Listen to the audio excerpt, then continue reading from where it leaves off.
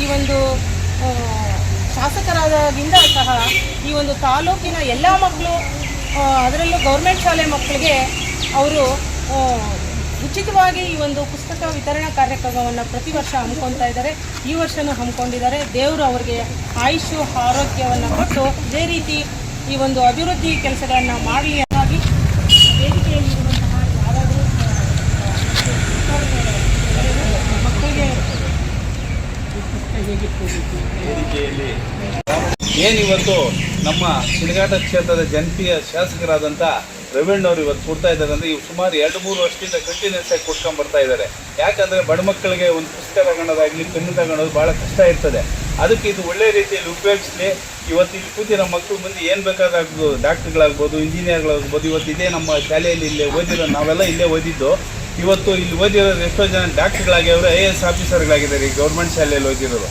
ಅದಕ್ಕೋಸ್ಕರವಾಗಿ ಮುಂದೆ ಮಕ್ಕಳು ನೀವು ಸಹ ಅಷ್ಟೇ ಈ ಏನಿವತ್ತು ಈ ಬುಕ್ಸು ಪೆನ್ನು ಎಲ್ಲ ಕೊಡ್ತಾ ಇದ್ದೀವಿ, ಒಳ್ಳೆ ರೀತಿಯಲ್ಲಿ ಉಪಯೋಗಿಸ್ಕೊಳ್ರಿ. ಯಾಕಂದರೆ ನಮ್ಗೆ ಸಿಕ್ಕಿರೋ ಶಾಸಕರು ಇಂಥ 224 ಕ್ಷೇತ್ರದಲ್ಲಿ ಎಲ್ಲಿಲ್ಲ ಅಂಥ ಒಬ್ಬ ಶಾಸಕರು ನಮ್ಮ ಸಿಣಗಾಟ ವಿಧಾನಸಭಾ ಕ್ಷೇತ್ರಕ್ಕೆ ಸಿಕ್ಕಿದ್ದಾರೆ. ಹಾಗೂ ಈ ಮಕ್ಕಳಿಗೆ ಅಂತಲ್ಲ, ನಮ್ಮ ಈ ಶಾಲೆಯ ಶಿಕ್ಷಕರು ಏನಿದೆ ನಿಮ್ಮದು ಶಿಕ್ಷಕ ದಿನಾಚರಣೆ ಆಚರಣೆ ಮಾಡಿದ್ರಂತೆ. ಅವತ್ತು ಸಹ ನಮ್ಗೆ ಯಾರೋ ಶಿಕ್ಷಕರು ಸಿಕ್ಕಿದ್ರು, ಹೈಸ್ಕೂಲ್ ಮಾಸ್ಟರ್ಗಳು ಸಿಕ್ಕಿದ್ರು, ಹೇಳಿದರು ನಮಗಿಂದ ಇಂಥ ಒಬ್ಬ MLA ಸಿಕ್ಕಿರಲ್ಲ ಇದುವರೆಗೂ. ಅವರು ಶಿಕ್ಷಕ ದಿನಾಚರಣೆ ದಿನ ಎಲ್ಲರಿಗೂ ಏನೋ ಒಂದೊಂದು ಫ್ಲಾಸ್ಕೇನೋ ಕೊಟ್ಟರೆ ಅಂತ, ನಿಮ್ಗೆ 1,000-1,500 ಫ್ಲಾಸ್ಕೇನೋ ಕೊಟ್ಟರು.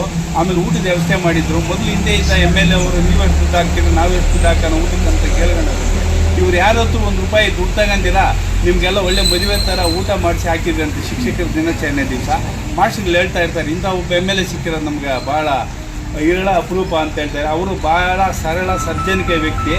ಅದಕ್ಕೋಸ್ಕರವಾಗಿ ಹೇಳ್ತಾ ಇವತ್ತು ಮಕ್ಕಳು BN ರವಿಕುಮಾರಣ್ಣವರು ಈ ಪುಸ್ತಕಗಳು ವಿತರಣೆನ ಬರೀ ನಮ್ಮೂರೊಂದಲ್ಲ ಇಡೀ ಕ್ಷೇತ್ರದಾದ್ಯಂತ ಮಾಡ್ತಾಯಿದ್ದಾರೆ. ಮಾಡ್ತಾರೋ ಉದ್ದೇಶ ಏನಂತಂದರೆ ಎಲ್ಲ ಮಕ್ಕಳು ವಿದ್ಯಾವಂತರಾಗಬೇಕು, ಮಕ್ಕಳಿಗೆ ವಿದ್ಯಾಭ್ಯಾಸ ಸಿಗಬೇಕು. ಇವತ್ತು ಒಂದು ಪೆನ್ನು ಒಂದು ಪೇಪರ್ ತಗೊಂಡ್ಬೇಕಾದ್ರೆ ಎಷ್ಟೋ ಕಷ್ಟ ಇರುತ್ತೆ ದೊಡ್ಡ ಮಕ್ಕಳಿಗೆ. ಅದನ್ನು ಅವ್ರಿಗೆ ಕಷ್ಟ ಆಗಬಾರ್ದು, ಎಲ್ಲ ಮಕ್ಕಳು ವಿದ್ಯಾವಂತರಾಗಬೇಕು. ಏನು ಇವತ್ತು ವಿದ್ಯಾರ್ಥಿಗಳಾದರೆ ನಾಳೆ ಮುಂದಿನ ಈ ದೇಶದ ಪ್ರಜೆಗಳು, ಈಗ ಮಂಜಣ್ಣವ್ರು ಹೇಳಿದಂಗೆ ಡಾಕ್ಟ್ರುಗಳಾಗ್ಬೋದು, ಇಂಜಿನಿಯರ್ ಆಗ್ಬೋದು, ಯಾರ್ಯಾರು ಯೋಗ ಫಲ ಏನಿರ್ತದೋ ಗೊತ್ತಿಲ್ಲ. ನೀವು ಒಳ್ಳೆ ವಿದ್ಯಾಭ್ಯಾಸ ಮಾಡಿದ್ದೆ ಆದರೆ ಈ ದೇಶಕ್ಕೆ ಒಳ್ಳೆಯ ಸಂಸ್ಕಾರವಂತ ಪ್ರಜೆಗಳಾಗೋದ್ರಲ್ಲಿ 2 ಮಾತಿಲ್ಲ. ಹಾಗಾಗಿ ರವೀಣ್ಣವ್ರು ಏನು ಇದು ಕೊಡ್ತಿದ್ರೆ ಅದನ್ನು ಸದುಪಯೋಗ ಪಡಿಸ್ಕೊಂಡು ಇದೇ ರೀತಿ ಒಳ್ಳೆ ರೀತಿನ ಒಳ್ಳೆ ರೀತಿ ನೀವು ವಿದ್ಯಾವಂತರಾಗಬೇಕು, ಒಳ್ಳೆ ವಿದ್ಯಾಭ್ಯಾಸ ಮಾಡಬೇಕು, ಸಮಾಜಕ್ಕೆ ಒಳ್ಳೆ ಕೀರ್ತಿ ತರೋಂಥ ಮಕ್ಕಳಾಗಬೇಕು.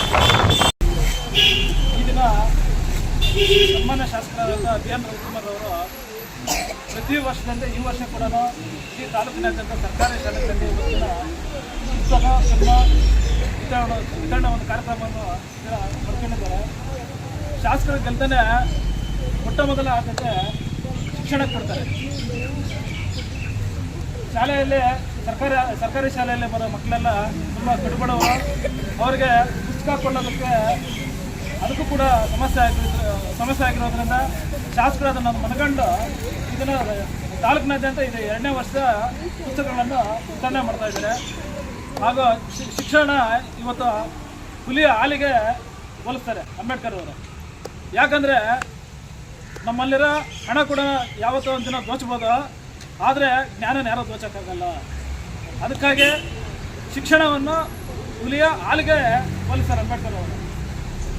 ನನ್ನಲ್ಲೇ ಒಂದೇ ಒಂದು ಮನವಿ ಏನು ಶಾಸ್ತ್ರ ಕೇಳ್ಕೊಂಡು ಹೋಗಿದೆ.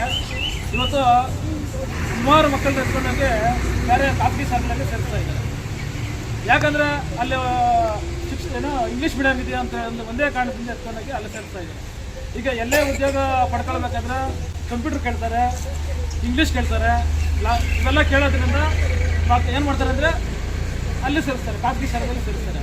ಆದ್ದರಿಂದ ನಮ್ಮ ಸರ್ಕಾರಿ ಶಾಲೆಗಳನ್ನೇ ಬದಲಾವಣೆ ಮಾಡಬೇಕು. ಇವತ್ತಿನದಲ್ಲಿ ಸರ್ಕಾರಕ್ಕೆ ಯಾವ ಲೆಕ್ಕನೇ ಇಲ್ಲ.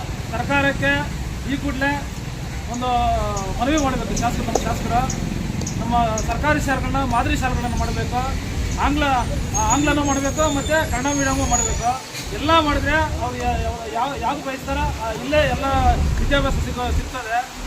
ಸಿಕ್ಕಿದಾಗ ಪ್ರತಿಯೊಬ್ಬರೂ ಸರ್ಕಾರಿ ಶಾಲೆಗೆ ಒಂದು ಡಿಮ್ಯಾಂಡ್ ಬರ್ತದೆ ಅಂತ ಹೇಳ್ಬಿಟ್ಟು ಈ ಮೂಲಕ ಹೇಳ್ತಾ, ಹಾಗೂ ಜನಮೆಚ್ಚಿದ ನಾಯಕರಾದಂಥ BN ರವಿಕುಮಾರ್ ಅವರ ಒಂದು ದೂರಾಲೋಚನೆಯಿಂದ ಏನು ಈ ಸರ್ಕಾರಿ ಶಾಲೆಗಳಲ್ಲಿ ಬಡ ಮಕ್ಕಳು ಅಲ್ಲಿ ಯಥೇಚ್ಛವಾಗಿ ಬಡ ಮಕ್ಕಳೇ ವಿದ್ಯಾಭ್ಯಾಸ ಮಾಡುವಂಥ ಮನಗಂಡಂತಹ ಶಾಸಕರು ಪ್ರತಿ ವರ್ಷ ಅವರ ಒಂದು ಸಹಾಯ ಹಸ್ತದಿಂದ ಮಕ್ಕಳಿಗೆ ಪರಿಕರಗಳನ್ನು ಕೊಟ್ಟು ಮಕ್ಕಳು ಒಳ್ಳೆ ವಿದ್ಯಾಭ್ಯಾಸ ಮಾಡಬೇಕಂತ ಹೇಳಿದೆ.